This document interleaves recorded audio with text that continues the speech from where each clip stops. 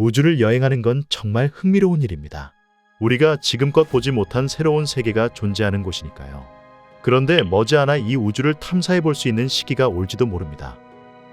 우주 개발이 정부 주도에서 민간까지 확장되는 이른바 뉴스페이스 시대가 도래하면서 우주라는 개념이 우리에게 조금은 가까이 다가왔기 때문이죠.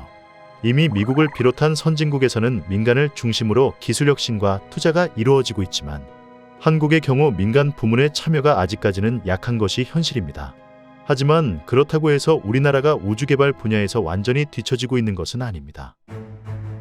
2022년 6월 대한민국이 우주 강국에 도전하는 첫 신호탄을 올렸습니다. 누리호의 2차 발사가 성공하면서 위성을 우주로 보낼 수 있는 자력 발사체 기술을 보유한 세계 7번째 국가로 당당히 이름을 올립니다. 이미 선진국의 반열에 오른 나라치고는 너무 늦은 게 아니냐는 비판도 있습니다. 하지만 이는 그럴 만한 이유가 있었습니다. 발사체 분야의 경우 즉 위성을 우주 공간으로 올려주는 운반체를 만드는 기술은 한미 미사일 지침으로 인해 개발에 어려움을 겪었기 때문입니다. 발사체 기술은 탄도 미사일 기술 수준에 버금가는 기술이기 때문에 기술적인 통제가 있었던 것이죠. 따라서 우리나라는 이러한 기술적 난제를 스스로 해결한 셈인 겁니다. 하지만 2021년 5월 이 지침이 폐지되면서 자유로운 발사체 개발이 가능하게 되어 발사체 분야에서 이름을 올리는 건 이제 시간 문제가 되었습니다. 그리고 제가 지금까지 얘기한 건 세 발의 피에 불과합니다. 사실 발사체 분야는 우주 산업에서 10%만을 차지하기 때문이죠. 우주 산업에서 가장 큰 규모를 띠고 있는 것은 바로 우주 데이터 산업입니다. 우주 데이터 산업이란 위성으로부터 받은 정보를 우리 실생활에 활용하는 산업입니다.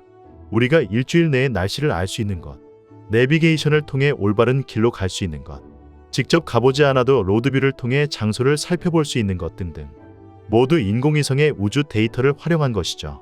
이 외에도 기상을 분석하여 농작물 작황을 예측하거나 자연재해 등을 예측하는 등 다양한 데이터 기반 산업에 활용될 수 있어 우주 데이터 산업은 점점 각광을 받고 있습니다.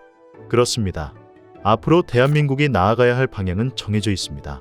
바로 이 우주 데이터 산업을 육성하는 것이죠. 실제로 해외의 큰손들은 이미 우주 데이터 산업에 뛰어들었습니다. 일론 머스크는 전 세계의 위성을 띄워놓고 그 위성을 통해 인터넷 서비스를 제공하는 이른바 스타링크 사업을 추진 중에 있다고 하죠. 우리나라도 인공위성 기술만큼은 강점을 보이고 있어 우주 산업의 선진국이 되는 것 또한 시간 문제라고 합니다. 이렇게 해서 우리나라의 우주 산업의 현재와 미래에 대해 한번 살펴보았습니다.